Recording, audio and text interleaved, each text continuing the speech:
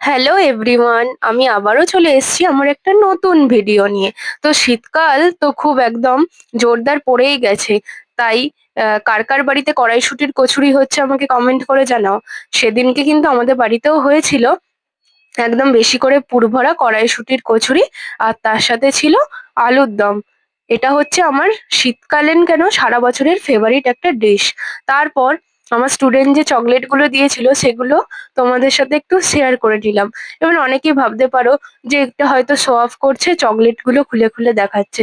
সেরকম ব্যাপার নয়। আসলে চকলেট গুলো এতটাই ইউনিক ছিল, সত্যি বলতে আমি কোনোদিনও এর আগে এই ধরনের চকলেট খাইনি।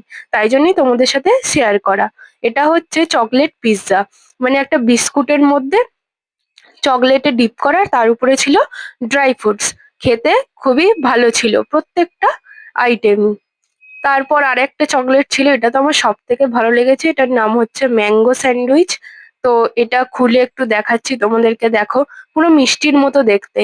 আর খেতেও ছিল খানিকটা মিষ্টির মতোই, কারণ উপরটা নিচেটা আমসত্ত্ব দেওয়া ছিল, তার উপরে দেওয়া ছিল এই গোল্ডেন কালারের ওই বল টাইপের।